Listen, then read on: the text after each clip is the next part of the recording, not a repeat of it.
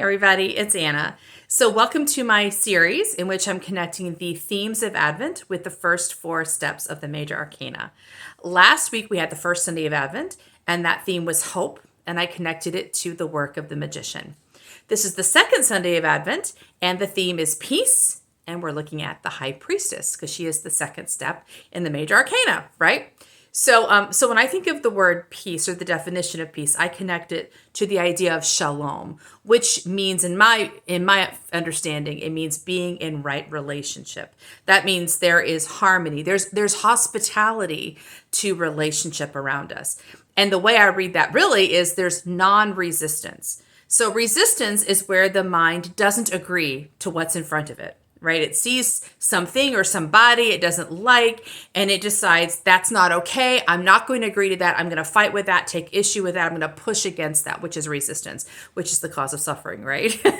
So non-resistance means I'm agreeing to what's around me. I'm agreeing to the connection as it's presenting itself. I'm agreeing to that connection, even if it's uncomfortable.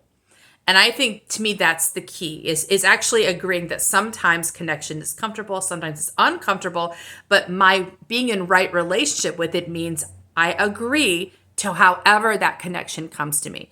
And the reason I think this connects to the high priestess is the second, as I said, the second card of the major arcana. The work of the high priestess, I think, is gestation. So the magician is the one who evokes this new piece of inspiration from heaven, right, and plants it in the earth. Well, the work of the high priestess is to gestate that seed in the ground. So it's an underground work. There's nothing much happening that you can see during the second part, the second step of the major arcana, but because the seed is underground and it's pushing out roots, it's getting prepared to come into the world. So during that time of preparing, we have to be responsive and hospitable to what the ground has to be hospitable to what the seed is doing. If the ground's too hot, too cold, too wet, whatever, the seed will not ever gestate, right? So that's what I think of peace. Peace is making a peacefulness or shalom or right relationship is making a safe place for something to become what it is going to become. A hospitable place to nurture what is becoming. And we're agreeing to something before we know what it will look like, which is true when you have a seed, or if you're actually having a pregnancy, which is another form of gestation, is you don't really know what you're gestating, but you're making accommodations for it, right? You're preparing for it. And ideally, you're making it in a way of non-resistance, which means if if you're a woman or a female gestating a baby, you gain weight, your body changes, your appetite changes, lots of things change, your hormone levels change, lots of things change, and you accommodate it, you make space for it. Sometimes it can be fun, sometimes it can be really unfun.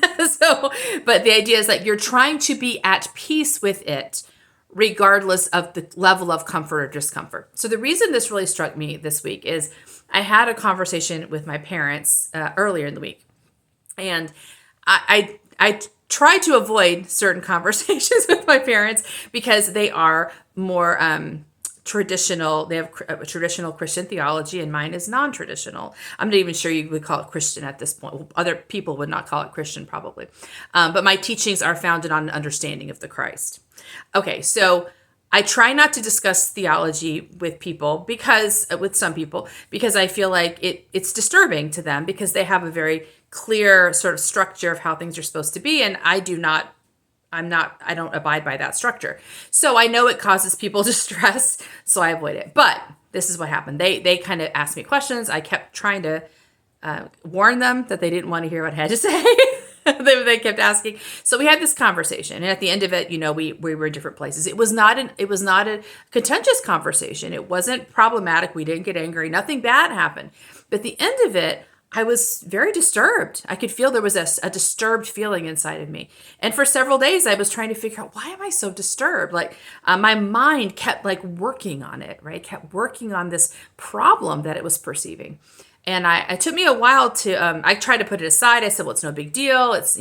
But now I realize my heart was disturbed within me. That's what it was. My heart was unhappy and my mind was picking up on that. So I'm a heart intuitive, which means my intuition speaks through my heart. And my mind and heart have a relationship, right? So my mind knows that my heart's not happy and the mind's now trying to figure out, why is the heart not happy, right?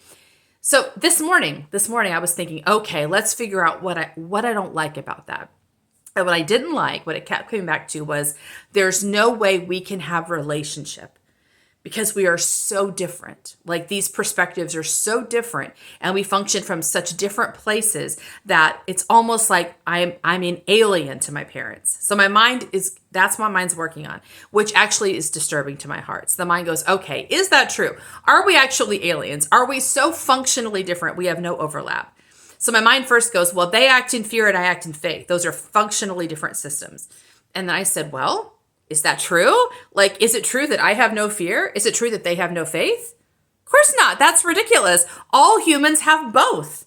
All humans have all humans on this planet, which are where humans are, have the human, which is the fear experience, and faith, which is the divine experience or the intuitive experience, right? We all have both. Now, some of us function more out of one than the other. But we all have both. So my mind said, okay, that's true. We do share that together. What we don't share is that I function more in intuition and they function more in fear.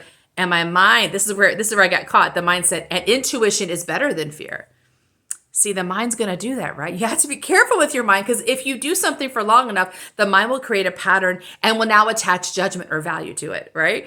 And I'm like, oh, that's where the problem is. My mind is judging that because I use systems of intuition more than I use systems of fear, that I am in a better place than they are. So even though we are similar, we share DNA, whatever, they are lesser.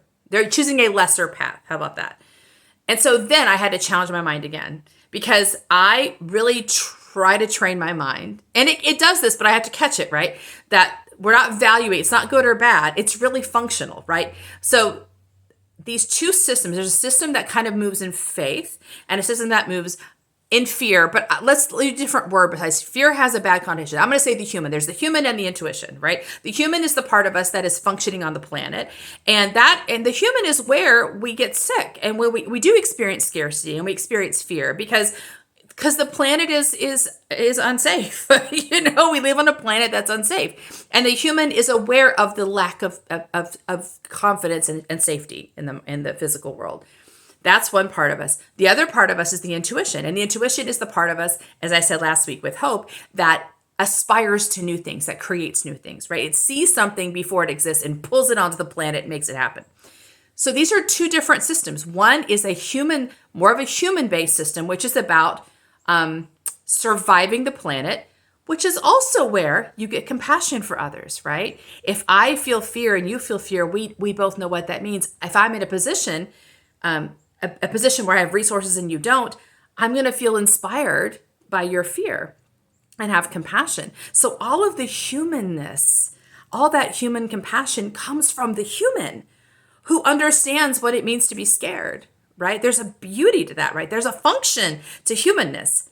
Now, the function of intuition is imagining what you're going to create and about abundance and kind of an endless possibility of expansion.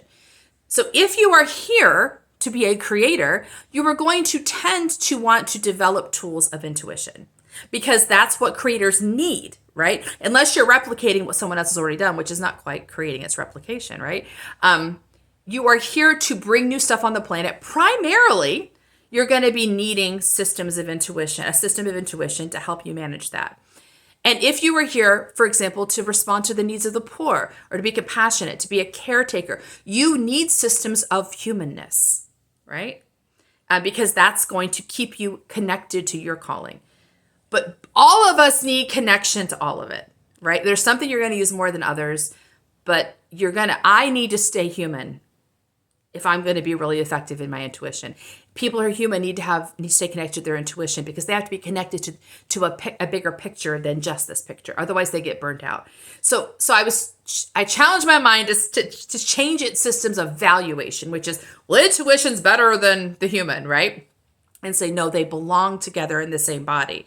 And it is a challenging dance to bring them together. I often connect this to the, in the major arcana, the picture of temperance, which is an angel who has one foot in the water and one foot on the land. And I talk about temperance is about balance. It's about finding that balance between the divine and between the intuition and the human, right? And peace is where we find the balance. So for me, my natural balance will be heavier in intuition. And my clients are like this too. My clients come to me, they're usually very intuitive people who are creators, and they need to build up their system, clear out the blocks and build up their system of intuition, because that's what they're doing on the planet. I don't get a lot of people whose work is human, except I'm married to one, my husband's one. I mean, because they have a different way of a different system. Nonetheless, we are not two different species, right? And it's not like mine is the superior species and theirs is the inferior species. That's the mistake the mind will fall into, and it did. And that creates disharmony, which is why my heart wasn't happy, which is why my mind had to solve the problem. So I say all this to say that peace, I believe, is the love. It's about finding love in ourselves for both parts of ourselves. So when I work with people, we talk about the mind and the intuition as sort of different beings, right? Well, the third being who's kind of mitigating this relationship is the soul. And that's the part of us that loves. The part of us that loves unconditionally and that loves every part of ourselves. So I realized my mind had become more and more, and the mind is the human, right? So my mind was actually becoming more and more resistant and in denial of fear and scarcity, and trying not to look at it, trying not to engage it, because my mind didn't think it was worried that I'd get derailed from the intuition. So my mind's kind of pushing against this experience in myself, and it caused me to push against that experience in others until I believed they were no longer part of me, right? And that's disharmony. That's disintegrity too, because it is a part of us. So even if you're a creator and you're built to create and you're built to live lots of intuition, you'll still get afraid. You'll still be scared. You'll still get sick. And you'll be having the people around you who are sick and afraid. And we don't want the mind to get too comfortable in its pattern, that it holds the pattern against our humanity. Because that is a disruption of peace. We don't need the ground to be too acidic or too base, too wet, too dry, too hot, too cold. We need it to be the right kind of environment for what we are growing. So it's about knowing what we're growing and figuring out the system that works for us, but always keeping in touch with the other piece of ourselves. That's not the dominant piece of ourselves. My human's not my dominant, right? But it is a part of me, and it is what connects me here. And that we're both at the same time. So peace is about living in non-resistance to all of who we are and in non-resistance to all that we are around. So hopefully, the high priestess, the gestational energy that says, I hold ground, nurturing, loving ground for all that is in myself and all that is in others. Shalom, all is well. See you next time. Bye.